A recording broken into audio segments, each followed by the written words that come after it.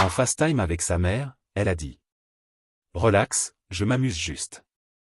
Je n'épouserai jamais un mécanicien pour de vrai. » Elle avait oublié que j'étais dans le fond de la pièce. Je suis resté silencieux, j'ai rassemblé mes outils et je suis parti. Le lendemain, sa mère m'a appelé pour me demander pourquoi je ne venais plus au dîner du dimanche. Elle montrait toujours un grand sourire devant tout le monde, faisait des projets, disait qu'elle était heureuse. Mais ce que j'ai entendu ce dimanche-là m'a révélé qui elle était vraiment. Et quand le masque est tombé, c'est elle qui s'est retrouvée à supplier pour récupérer ce qu'elle n'avait jamais su apprécier. J'ai 33 ans et je suis propriétaire d'un atelier spécialisé dans la restauration de motos custom. On se concentre surtout sur les Harley-Davidson anciennes et quelques raretés européennes, généralement pour des collectionneurs ou passionnés. Ce n'est pas une activité qui rapporte des millions, mais c'est stable, et surtout, j'adore ce que je fais. Pensez au Triumph des années 70 ou au Panette des années 50. Ce n'est pas un garage bruyant et sale. C'est quelque chose de vraiment différent. Je sors avec Jessica, 29 ans, depuis environ 15 mois. Je l'ai rencontrée dans un café. Le courant est tout de suite passé.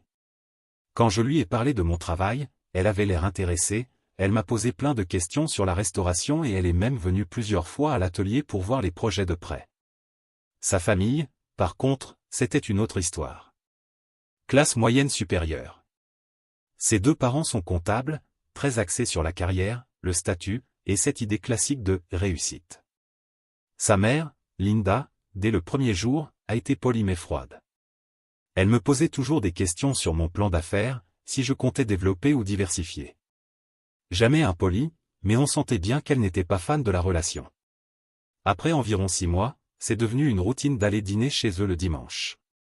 Linda préparait toujours des plats très élaborés, son père, Tom, parlait d'investissement. J'aimais bien, malgré la désapprobation subtile de Linda. La nourriture était bonne, les discussions intéressantes avec Tom, et Jessica semblait vraiment heureuse de m'avoir là avec sa famille. Dimanche dernier, tout a commencé normalement. On est arrivé vers 14 heures. Linda avait encore préparé un énorme repas. Après le déjeuner, on se détendait tous, on discutait. Vers 16 heures, Jessica reçoit un appel FaceTime de Sarah, une amie de fac qui avait déménagé à Portland. Oh mon Dieu, Sarah! Ça fait si longtemps. Comment ça se passe le nouveau boulot? Jessica s'est installée sur le canapé du salon pour répondre à l'appel, pendant que Tom et moi commencions à débarrasser. J'entendais encore leur conversation, elle riait, se rappelait de vieux souvenirs. Maman, viens. Sarah veut te dire bonjour aussi. Linda est venue au salon. Moi, je finissais de ranger la vaisselle et je suis allé vers le couloir pour prendre ma veste dans le placard. C'est là que j'ai entendu la conversation. Sarah a dû demander des nouvelles de moi, car la voix de Jessica a changé, mais pas assez pour que je n'entende pas. Ah, lui? Il est adorable, mais t'inquiète pas, maman. C'est juste pour m'amuser. Jamais je n'épouserai un mécanicien. La voix de Linda a suivi tout de suite. Ah, tant mieux. J'avais peur que tu prennes ça trop au sérieux. Franchement, tu t'imagines l'emmener à mes soirées d'entreprise. Genre, il est correct pour le moment, mais je ne suis pas idiote. J'étais dans le couloir, juste derrière l'entrée du salon. Jessica était assise sur le canapé, dos à moi. Linda, dans un fauteuil de côté, ne me voyait pas non plus. Le téléphone était posé sur la table basse, montrant Sarah à l'écran. À ce moment-là, mon esprit est devenu complètement silencieux. Je n'ai pas ressenti de colère. Plutôt une sorte de clarté étrange, comme si tout se mettait en place d'un coup. Je suis retourné à la cuisine, j'ai dit à Tom que je devais partir plus tôt à cause d'un engagement pro, et je suis sorti par la porte arrière, sans un bruit. Je suis monté dans mon pick-up et je suis rentré directement. J'ai passé le reste du dimanche à réfléchir. Ce n'était même pas de la peine. C'était comme si j'avais enfin compris la vraie situation. Jessica jouait à la maison avec moi depuis plus d'1 an, tout en me gardant comme plan B. Tous ces dîners, rencontrer ses amis, parler de voyage ensemble, tout ça faisait partie du théâtre. J'étais juste un passe-temps. Lundi matin, je suis arrivé tôt à l'atelier pour bosser sur le moteur d'une Sportster 72. Rien de mieux que de garder les mains occupées pour aider la tête à digérer. Vers 10 heures, Jessica m'a envoyé un message. Coucou mon cœur. Tu es parti tôt hier. Tout va bien? Tout va bien, oui. On dîne ensemble ce soir? Impossible. Je vais bosser tard sur la Sportster. Alors demain? Ce projet va me prendre du temps. Elle n'a pas insisté. Elle devait même être soulagée d'avoir un peu d'espace loin de son projet de charité. Mardi soir, elle m'a appelé. Mike, qu'est-ce qui se passe? Tu es bizarre depuis dimanche. Je me concentre sur le travail. On va bien, tous les deux? Oui, Jessica. Je suis juste occupé. Quand est-ce qu'on se voit? Je te dirai quand j'aurai fini ce projet. Elle a raccroché, perplexe. Mais je n'étais pas encore prêt à parler. Il y avait des choses pratiques à régler d'abord. Mercredi, j'ai commencé à enlever mes affaires de son appart, discrètement. Quelques outils basiques que je laissais là pour dépanner, un coffret de douille, un multimètre, des câbles de batterie, des petites choses que j'avais accumulées pendant 15 mois à l'aider avec sa voiture ou pendant des déménagements. Jeudi, j'ai mis à jour mes contacts d'urgence à la banque et chez l'assureur. J'avais mis Jessica comme contact principal il y a quelques mois, vu que je n'ai pas de famille proche. À l'époque, ça paraissait logique. Vendredi matin, Linda m'a appelé. La première fois qu'elle m'appelait directement. Mike, mon chéri, Jessica m'a dit que vous aviez eu un malentendu. Qu'est-ce qui s'est passé? Étrange. Jessica disait qu'on s'était disputé, mais pas la raison. Aucune dispute, Linda. Tout va bien. Tant mieux. Tu nous as manqué dimanche. Tu viens ce week-end, n'est-ce pas? En fait, je vais être occupé par le travail pour une durée indéterminée. Quoi? Pourquoi? On a fait quelque chose? Non, rien de mal, Linda. J'ai juste réalisé que les dîners du dimanche ne collaient plus à mon emploi du temps. C'est un peu soudain. Tu es sûr que tout va bien? Tout va bien. Prends soin de toi. J'ai raccroché avant qu'elle puisse poser plus de questions. Vendredi après-midi, Jessica est passée à l'atelier pendant que je remontais le moteur de la Sportster. Mike, il faut qu'on parle. De quoi? De ce qui se passe avec toi. Ma mère m'a dit que tu ne venais plus au dîner. Tu vas rompre avec moi? J'ai juste réfléchi à ce qu'on veut vraiment sur le long terme. Qu'est-ce que tu veux dire? J'ai essuyé mes mains et je l'ai regardée. Elle portait encore sa tenue de travail toute soignée, l'air agacé, comme si je chamboulais son petit planning parfait. Je veux dire, est-ce qu'on est vraiment compatible pour quelque chose de sérieux et durable? Bien sûr qu'on l'est. On est ensemble depuis plus d'1 an. On était vraiment ensemble ou tu me gardais juste comme une option temporaire? Son visage a complètement changé. Mike, je ne sais pas ce que tu imagines. Je sais très bien ce que je pense, Jessica. J'ai entendu ce que tu as dit à ta mère dimanche. Elle est devenue toute pâle. Ce n'était pas. Je ne voulais pas dire ça comme ça. Et comment tu voulais le dire, alors? Ma mère me posait des questions sur notre futur, et j'ai voulu gagner du temps en disant que je n'épouserais jamais un mécanicien. Et en me traitant de mécano crasseux? Tu faisais juste gérer ses attentes? Je n'y réfléchissais pas vraiment. Si, tu y pensais. Tu étais honnête sur ce que tu penses vraiment de mon métier. De moi. Ce n'est pas vrai. C'est exactement la vérité. Et c'est ok, Jessica. Tu peux vouloir ce que tu veux. Mais moi, je ne suis pas intéressé à être ton divertissement temporaire. Mike, s'il te plaît. C'est fini. Prends soin de toi. Je suis retourné bosser sur le moteur et, après un moment, elle est partie. Samedi, elle a passé la journée à m'envoyer des messages. Des excuses, des explications, elle voulait parler. Je n'ai pas répondu. Dimanche matin, Linda a encore appelé. Mike, qu'est-ce qui s'est passé? Jessica a passé tout le week-end complètement abattue. Elle t'a raconté ce qu'elle a dit pendant l'appel vidéo?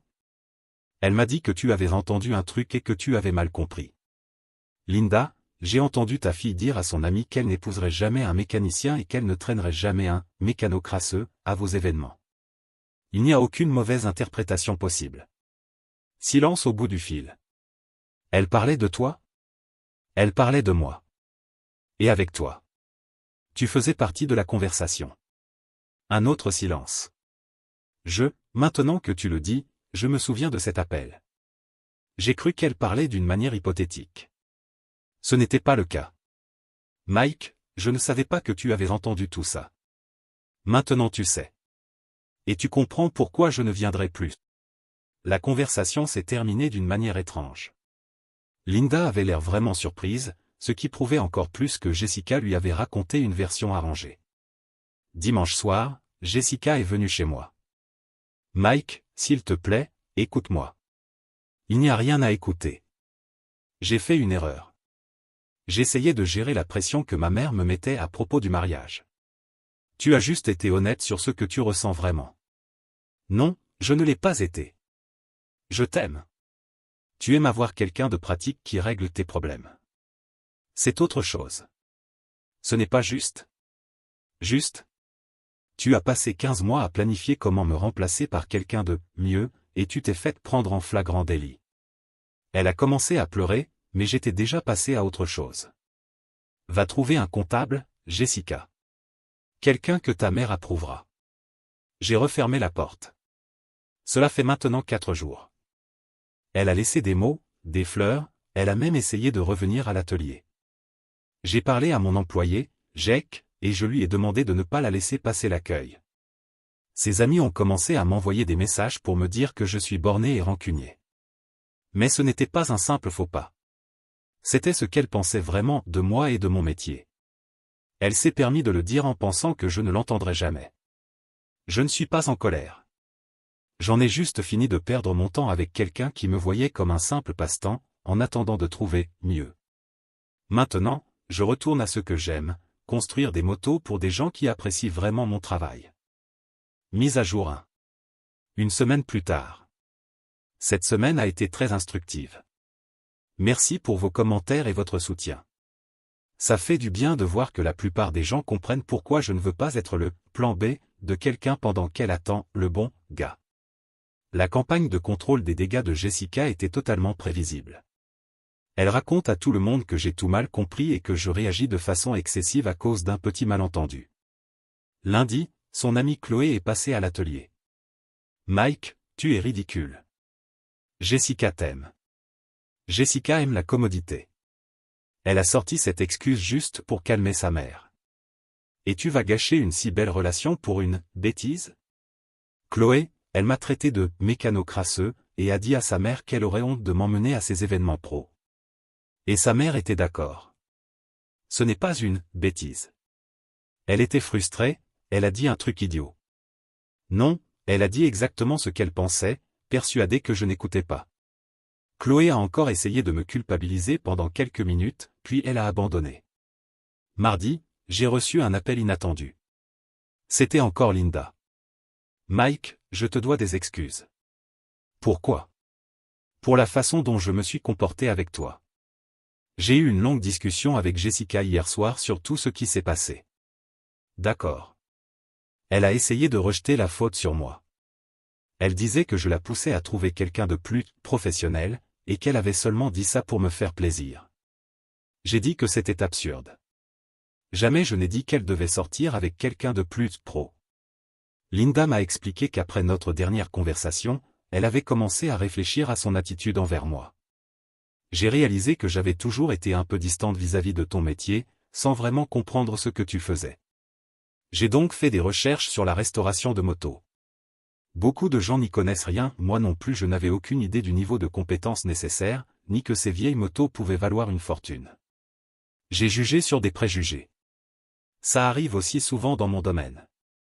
En plus, je me suis rendu compte que tu avais toujours été respectueux envers notre famille, même quand je me montrais difficile. J'aimais bien les dîners, Linda. Tom me demande tout le temps quand tu vas revenir. Il aimait vraiment discuter avec toi de business et d'actualité. Tom est un type bien. Tu envisagerais de revenir ce dimanche? Je te promets que Jessica ne sera pas là. J'ai réfléchi. Les dîners étaient agréables, sauf la tension qui maintenant faisait tout son sens. Peut-être. J'ai dit que j'allais y penser. Mercredi, Jessica est passée à un tout autre niveau. Elle s'est pointée chez moi avec Linda. Mike, j'ai demandé à ma mère de venir pour qu'on discute tous les trois. Linda avait l'air mal à l'aise. J'ai dit que c'était entre vous deux, mais elle a insisté. Qu'est-ce que tu voulais dire, Linda? Je voulais juste m'excuser, au cas où mon attitude aurait poussé Jessica à défendre votre relation devant moi. Jessica s'est précipitée. Tu vois? Tout était dû à la pression familiale, un malentendu. Je me suis tourné vers Linda. Est-ce que tu as déjà dit à Jessica qu'elle ne devait pas sortir avec un mécanicien? Non. Tu lui as déjà dit qu'elle devait trouver quelqu'un de plus professionnel? Non. Ce que j'ai dit, c'est qu'elle devait être avec quelqu'un qui la traite bien et qui ait une vie stable. Et tu rentres parfaitement dans cette description. Le visage de Jessica s'est transformé quand son excuse a commencé à s'effondrer. Linda, quand Jessica a dit pendant l'appel qu'elle n'épouserait jamais un mécanicien, tu étais d'accord parce que tu pensais pareil. Linda a regardé sa fille, puis moi. J'ai acquiescé parce que j'étais surprise qu'elle pense vraiment ça. Pas parce que je partageais son opinion. J'étais confuse, en fait. Jessica, ça suffit. Tu as dit ce que tu pensais. Assume plutôt que d'essayer de rejeter la faute sur ta mère. La dynamique changeait devant mes yeux. Linda commençait à voir la vraie personnalité de sa fille. Mike, je ferai n'importe quoi pour arranger ça, a supplié Jessica. Il n'y a rien à arranger. Tu m'as montré ce que tu pensais vraiment de moi et de mon métier. Mais j'avais tort. Non, tu n'avais pas tort, Jessica. Tu as été honnête. Et je préfère ça à vivre dans un mensonge. Elles sont parties. Jessica en larmes. Linda, pensive. Jeudi, Tom m'a directement appelé. Mike, je ne connais pas tous les détails entre toi et Jessica, mais je voulais que tu saches que tu seras toujours le bienvenu chez nous, quoi qu'il arrive. Merci, Tom. Ça me touche vraiment. Linda m'a raconté une partie de ce qui s'est dit. Honnêtement, tu as géré ça avec beaucoup plus de classe que la plupart des hommes. Je ne voyais pas l'intérêt de faire une scène. Tu penses venir dimanche? Peut-être. Linda m'a présenté ses excuses, et ça avait l'air sincère. Super. Je vais mettre quelques bières au frais. Vendredi, Jessica a tenté sa manœuvre la plus désespérée. Elle est venue à l'atelier avec une petite boîte d'alliance. Mike, je veux t'épouser. Jake et un autre employé étaient là, ils ont tout arrêté pour regarder. Jessica, qu'est-ce que tu fais? Je te demande en mariage. J'ai acheté cette bague pour te prouver à quel point je suis sérieuse. Tu as acheté une bague pour toi-même? Je voulais te montrer que je suis prête à m'engager. Tu veux m'épouser maintenant parce que tu t'es fait prendre en train de dire que tu ne le ferais jamais. Je veux t'épouser parce que je t'aime. Et j'ai fait une énorme erreur. Je l'ai regardée, debout dans mon atelier, avec une bague qu'elle avait elle-même achetée, essayant d'effacer la seule chose honnête qu'elle ait jamais dite sur moi. Jessica, il y a 2 semaines, tu disais à ta mère que tu n'épouserais jamais un mécanicien. Aujourd'hui, tu me demandes en mariage. Laquelle de ces versions est la vraie? Celle-ci. Celle qui est ici maintenant. Non. La vraie, c'est celle qui pensait que je n'écoutais pas et qui a dit ce qu'elle ressentait vraiment. Mike, s'il te plaît. La réponse est non. À tout. C'est fini. Elle est partie avec la bague, en pleurs. Samedi, je suis retourné bosser sur la Sportster. Travail calme, méthodique. Parfait pour digérer tout ce qui s'était passé. Dimanche, j'ai décidé d'accepter l'invitation et je suis allé dîner chez Linda et Tom. Mise à jour finale. 1 mois plus tard. Ça fait maintenant 1 mois que j'ai entendu la véritable opinion de Jessica à mon sujet. Et les conséquences ont été encore plus intéressantes que ce que j'imaginais. J'ai effectivement accepté l'invitation au dîner du dimanche chez Linda et Tom. Jessica n'était pas là, Linda me l'avait garanti à l'avance. Et à ma grande surprise, c'était une soirée très agréable. On a parlé de sujets normaux, l'actualité, le club de golf de Tom, le club de lecture de Linda. Cette tension constante, à laquelle je m'étais presque habitué, avait tout simplement disparu. Avant que je parte, Linda m'a pris à part. Mike, je veux que tu saches à quel point je respecte la façon dont tu as géré tout ça. Tu aurais eu toutes les raisons d'être en colère ou de chercher à te venger. Il n'y avait pas de raison d'être en colère, Linda. Jessica m'a simplement montré qui elle était vraiment. La plupart des gens auraient cherché à l'exposer ou à créer un drame. Ce n'est pas mon style. Tom et moi, on en a beaucoup parlé. On pense tous les deux que tu es un homme bien et que tu méritais d'être traité avec plus de respect. Cette conversation a eu beaucoup de poids pour moi. Recevoir ce genre de reconnaissance de la part de ses parents, même après la fin de notre relation, c'était une forme de validation. La deuxième semaine, Jessica a fait une dernière tentative pour recoller les morceaux. Elle s'est pointée à l'atelier avec ce qu'elle appelait une « opportunité d'investissement ». Mike, je veux investir dans ton atelier, t'aider à te développer. Pourquoi tu voudrais faire ça? Parce que maintenant je crois en ce que tu fais. Je comprends ton métier. Jessica, il y a 3 semaines tu traitais mon travail de boulot de mécano crasseux. Et maintenant tu veux investir? Après notre rupture, j'ai fait des recherches sur la restauration de motos. Je sais que ça demande un vrai savoir-faire. Tu as fait tes recherches sur Google après avoir été prise en flagrant délit de dire ce que tu pensais vraiment. J'essaie de réparer les choses.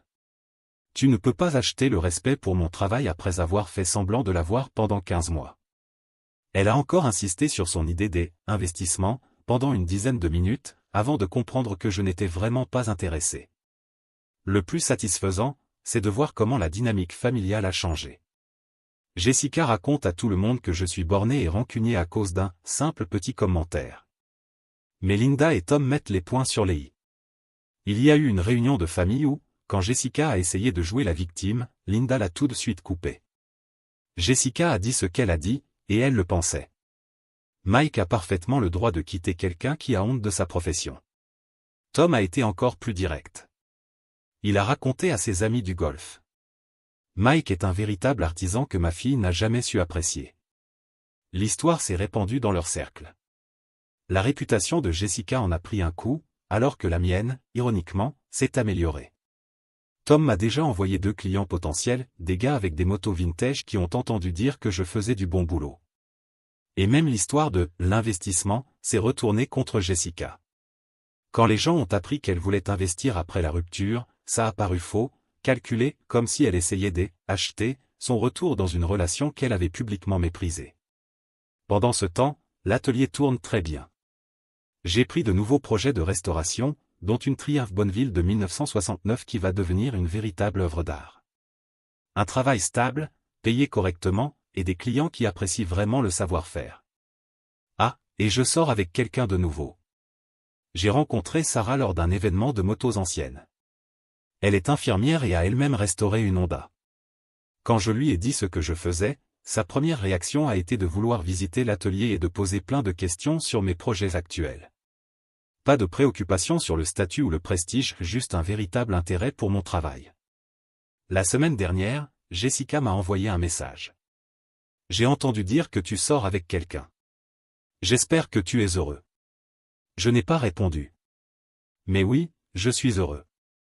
Heureux d'être avec quelqu'un qui respecte ce que je fais, au lieu de simplement le tolérer en attendant de trouver mieux. Ma revanche n'a jamais été planifiée, ni calculée. Ça a simplement été de sortir de la vie de quelqu'un qui ne me valorisait pas et de laisser ses propres mots parler pour moi. Jessica voulait un petit copain temporaire, un bouche-trou, en attendant de trouver quelqu'un de plus approprié. Au final, elle a perdu une relation solide et s'est aussi grillée auprès de sa propre famille. Elle pensait avoir une conversation privée sur son passe-temps avec le mécano. En réalité, elle a montré à tout le monde qui elle était vraiment et surtout à ceux qui comptent. Linda m'envoie encore parfois des messages. Tom et moi, on se voit de temps en temps pour prendre un café, on parle business. Ils sont devenus des amis, indépendamment de Jessica, ce qui me surprend encore. Maintenant, Jessica doit affronter les conséquences d'avoir cru qu'elle était plus maligne que tout le monde. Mais quand on parle mal de quelqu'un dans son dos, on révèle souvent bien plus sur soi-même que sur la personne visée. Je restaure des motos anciennes pour des gens qui apprécient la qualité et la passion. Ça a toujours été comme ça. Ça le sera toujours. L'opinion de Jessica n'a jamais changé cette réalité, elle a seulement montré qu'elle n'était jamais la bonne personne pour faire partie de mon monde. Aujourd'hui, je suis avec quelqu'un qui comprend ça. Et ça change tout. Commentaire Monsieur Reddit. Eh ben, qui aurait cru qu'un simple mécano finirait par tout gagner, hein? On dirait que la seule chose qui avait vraiment besoin d'une restauration, ce n'était pas la moto, mais le caractère de mademoiselle.